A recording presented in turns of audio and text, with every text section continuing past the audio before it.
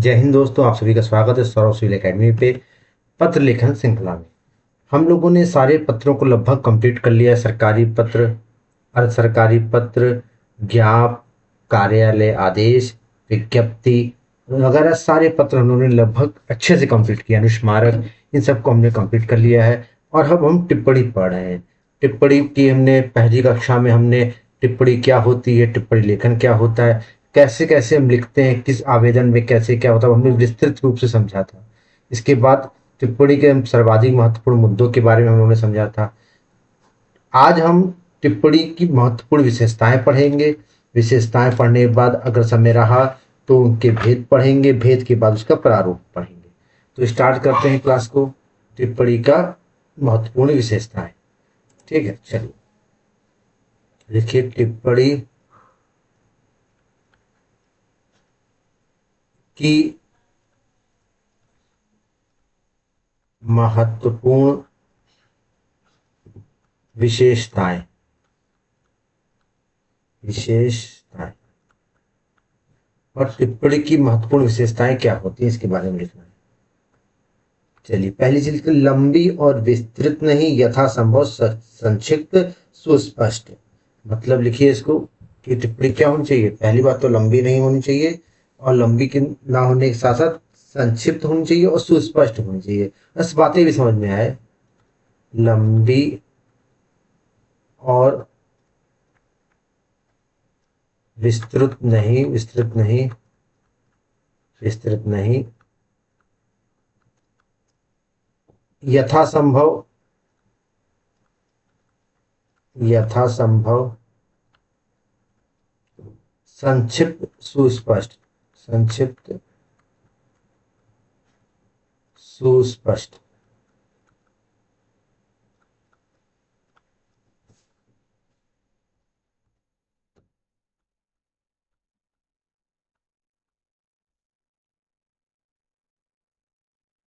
मतलब क्या होना चाहिए, लंबी नहीं होनी चाहिए, और यथासंभव क्या होना, संक्षिप्त और सुस्पष्ट होनी चाहिए। इस टिप्पणी से रिलेटेड क्या हो गई, पहली बात हो गई।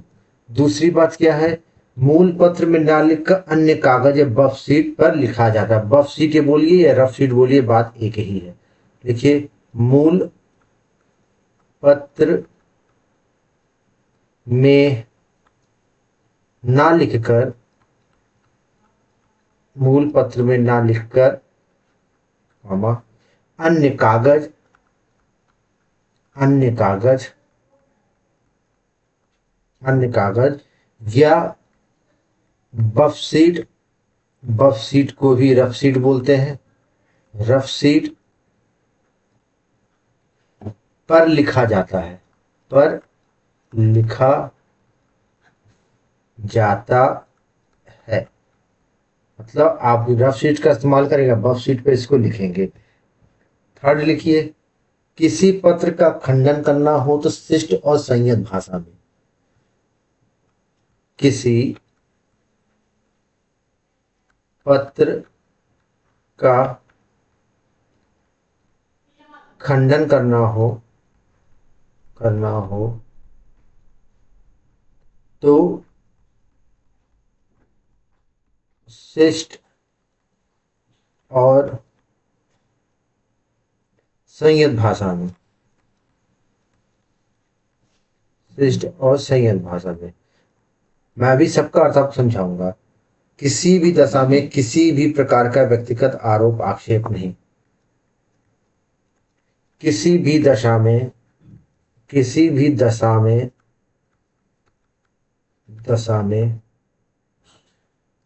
किसी भी दशा में किसी प्रकार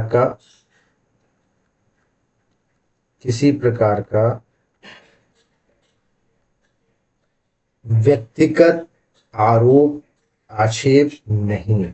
मतलब आप पर्सनल किसी पे टिप्पणी नहीं कर सकते। व्यक्तिगत आरोप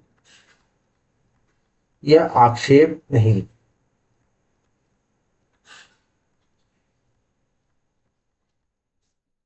फोर्थ लिखिए, लिखने के बाद,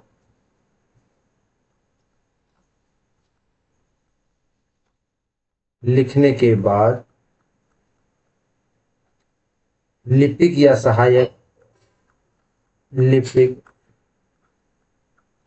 या सहायक को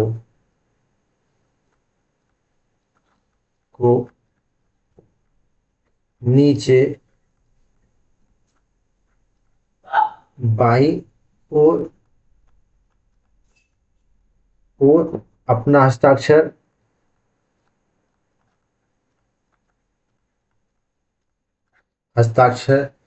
तथा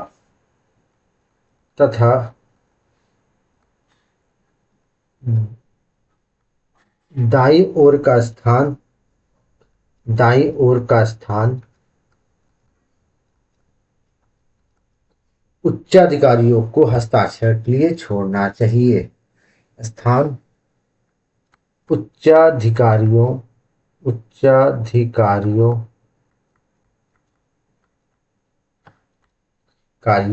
को हस्ताक्षर के लिए छोड़ना चाहिए, को हस्ताक्षर के लिए छोड़ना चाहिए। नेक्स्ट पॉइंट लिखिए।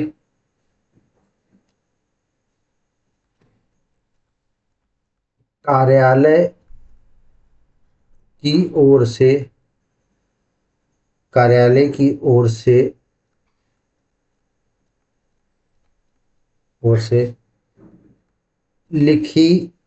लिखे जाने वाली टिप्पणी में उन सभी बातों का सही उल्लेख करें, टिप्पणी में उन सभी बातों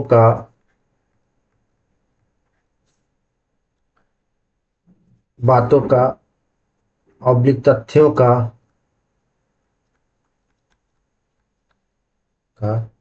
सही उल्लेख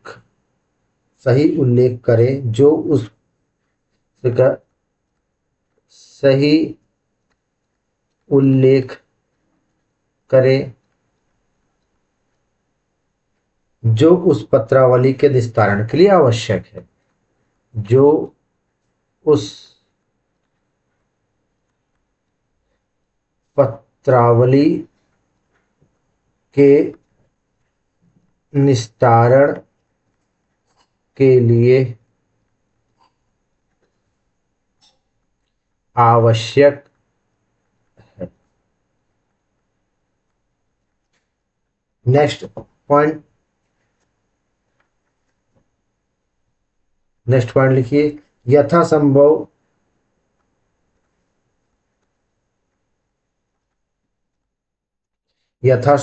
एक विषय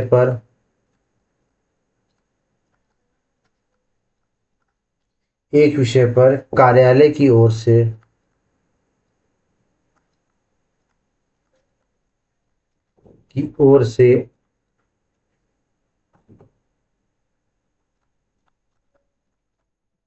एक ही टिप्पणी लिखी जानी चाहिए।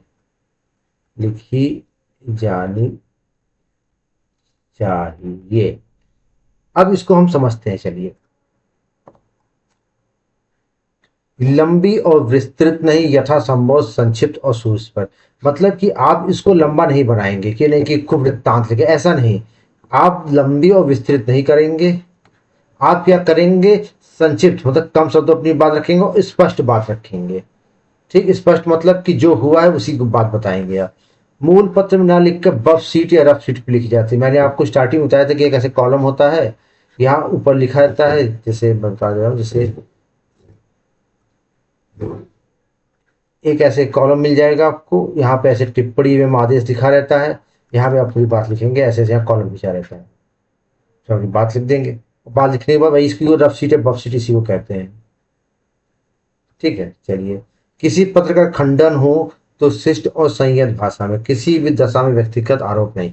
मतलब कि आपका भले उस व्यक्ति से कोई पर्सनल, कोई व्यक्तिगत कोई लड़ाई झगड़ा कुछ भी, लेकिन जब आप टिप्पणी लिखेंगे तो पहले तो भाषा आपकी शिष्ट होगी, ठीक है, संयत भाषा होगी, मतलब लिमिटेड में भाषा होगी, मतलब लिमिट में जो भाषा का उपयोग करना चाहिए या ऑफिशियल भाषा उसी में होना चाहिए, और व्यक्तिगत आरोप नहीं लगेगा, किसी पर्सनल कोई आरोप नहीं लगेगा, पर्सनली वो ऐसा था, मतलब वो ऐसा है ही, ऐसा नहीं, जो है सो है। आप अपना काम करिए, आप उसके जो इवेंट के बारे में पूछा जा रहा है, जो वाकया हुआ है उसके बारे में जो है तो वो आप लिखिए बस।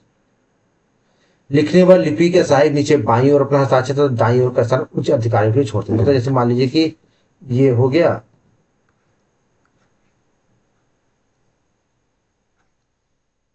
यहाँ टिप्पणी आदेश लिख दिए,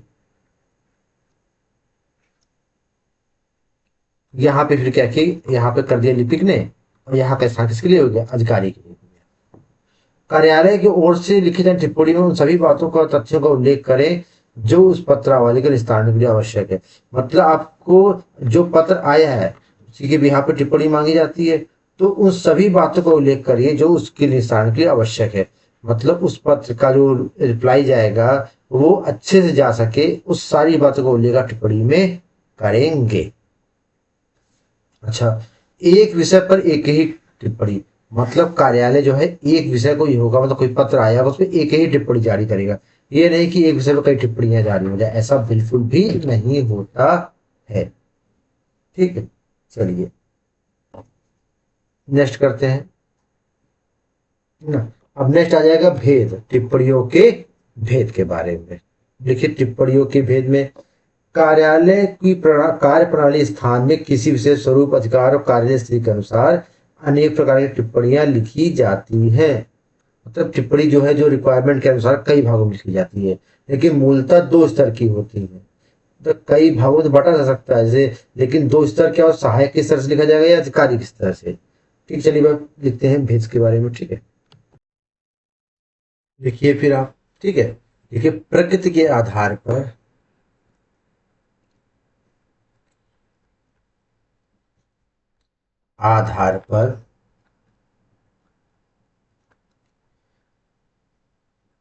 टिप्पणियों को कई भाग में बांटा जा सकता है।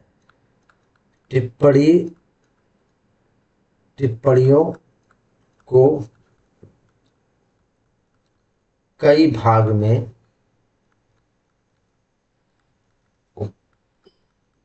बांटा जा सकता है। मतलब प्रकृति के आधार पर, प्रकृति का नेचर, मतलब किस वाक्या में हमको कैसी टिप्पणी लिखनी है। पहली बार टिप्पणी कोई लिख रहे हैं, किसी जुड़ी संक्षिप्त बात के लिए पढ़ने कोई टिप्पणी लिखी जा रही है, तो मतलब जैसी प्रकृति होगी, जैसी रिक्वायरमेंट होगी उस हाल टिप्पणी लिखा जाता है। ठीक है, पहला एक लिख लीजिए, सहायकों के स्तर से, सहायकों के स्तर से ये विस्तृत प्रकार की होती है। देखिए, यह विस्तृत प्रकार की होती है जिसमें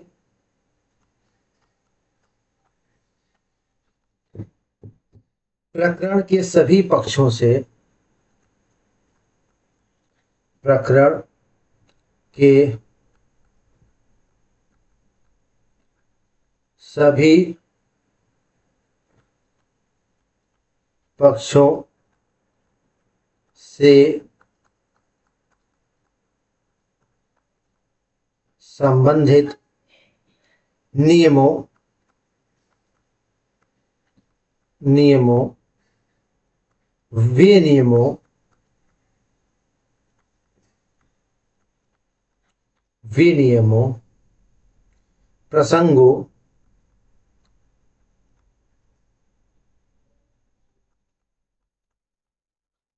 प्रसंगों आदि का उल्लेख आदि का उल्लेख आदि का उल्लेख आवश्यक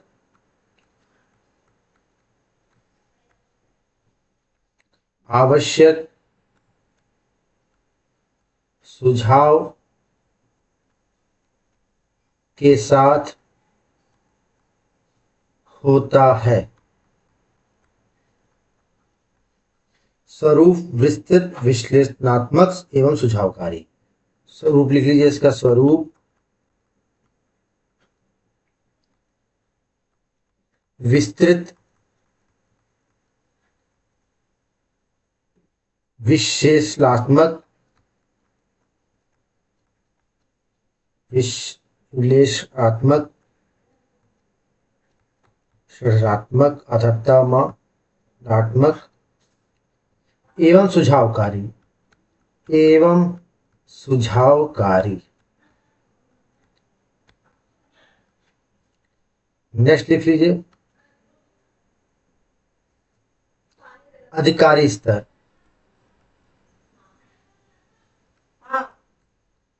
अधिकारी स्तर, ये टिप्पणी, ये टिप्पणी, ये टिप्पणियां संक्षिप्त रूप में, संक्षिप्त रूप में,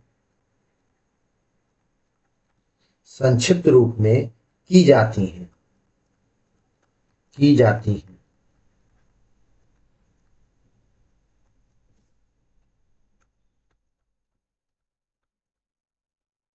प्रकृति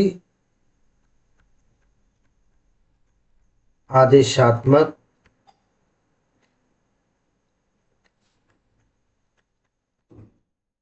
निर्णयनकारी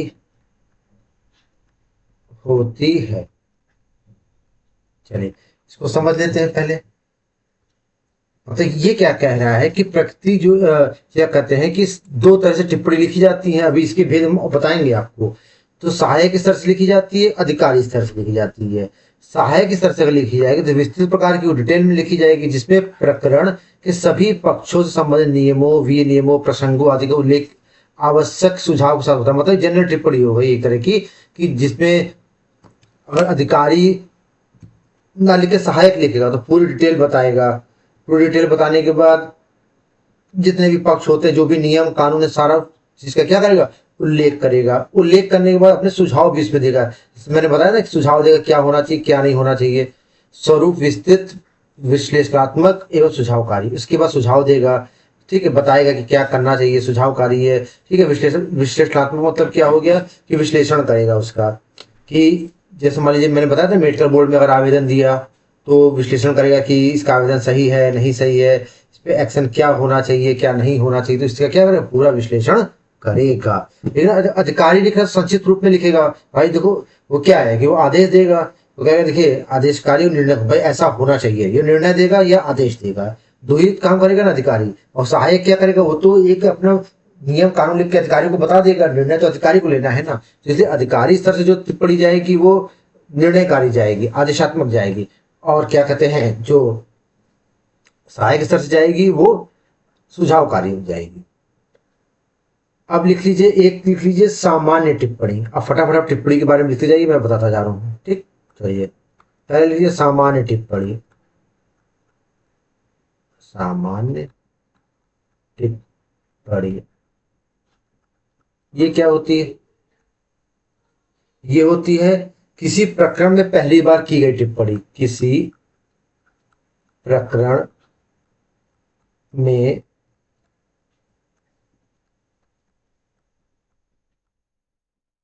पहली बार की गई टिप्पणी। मतलब किसी प्रकरण में कोई टिप्पणी हम पहली बार करेंगे तो उसको क्या कहेंगे,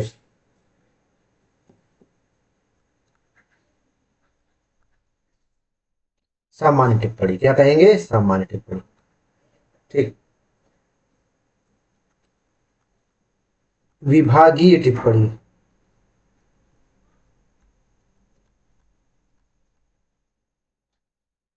दूसरी क्या होगी, विभागीय टिप्पणी। विभागीय टिप्पणी क्या होती है, विभागीय टिप्पणी वो होती है जो विभाग स्तर से लिखी जाती है। किसकी तरफ से लिखी जाती है, विभाग स्तर से। विभागीय टिप्पणी में आप क्या लिख सकते हैं, सामान्यता, सामान्यता, सामान्यता अनुभाग स्तर पर, अनुभाग स्तर पर आदेशात्मक अनुभाग स्तर पर आदेशात्मक आदेशात्मक आदेशात्मक जो टिप्पणी लिखी जाती है जो टिप्पणी लिखी जाती है जो टिप्पणी लिखी जाती है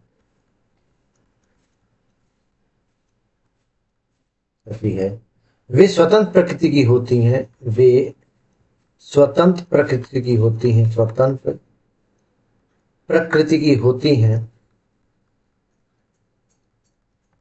होती हैं होती हैं और इसी प्रकरण पर और इसी प्रकरण पर अपेक्षित रूप से लिखी जाती है अपेक्षित रूप से लिखी जाती है लिखी जाती है ठीक। ये होगी विभागीय टिप्पणी। नेक्स्ट हो गया नेमी टिप्पणी। कौन सी टिप्पणी? नेमी टिप्पणी। नेमी टिप्पणी इसमें लिख लीजिए कार्यालय विषय से जुड़ी संक्षिप्त बातों पर कार्यालय विषयों से जुड़ी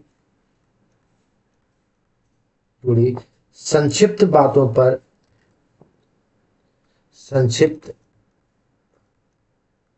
बातों पर की जाने वाली दैनिक टिप्पणी की जाने वाली दैनिक टिप्पणी नेमी टिप्पणी कहलाती है। नेमी टिप्पणी कहलाती है। नेक्स्ट लिखिए फोर्थ वाला, लिखिए संपूर्ण टिप्पणी। संपूर्ण टिप्पणी ये क्या होती है? किसी प्रकरण पर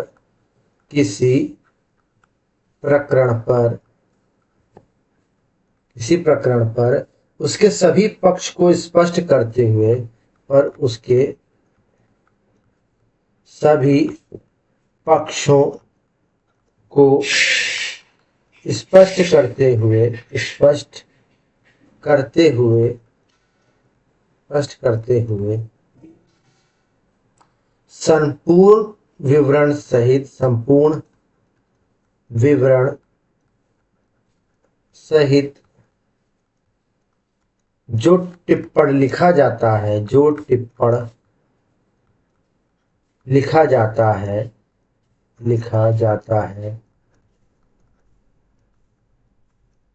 उसे संपूर्ण टिप्पणी कहते हैं। उसे संपूर्ण टिप्पणी कहते हैं। क्या कहते हैं? उसे संपूर्ण टिप्पणी कहते हैं।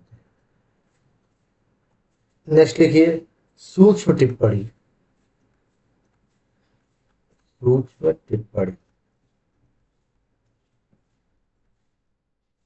सूक्ष्म टिप्पणी क्या होती है? टिप्पणियों के पार्श्व भाग पर टिप्पणी के पार्श्व भाग पर लिखे जाने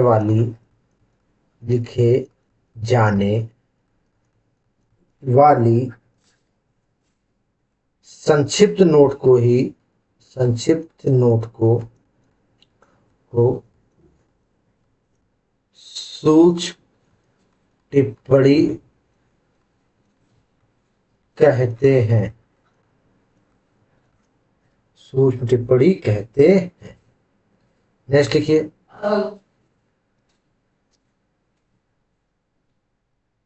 औपचारिक टिप्पणी। औपचारिक टिप्पणी, ये लास्ट है औपचारिक टिप्पणी। इसमें क्या लिखेंगे, अंतर मंत्रालयी स्तर पर, अंतर मंत्रालयी स्तर पर किसी सूचना आदि किसी सूचना आदि किसी सूचना आदि आदि के स्तर पर जो संक्षिप्त टिप्पणियां की जाती हैं, जो संक्षिप्त टिप्पणियां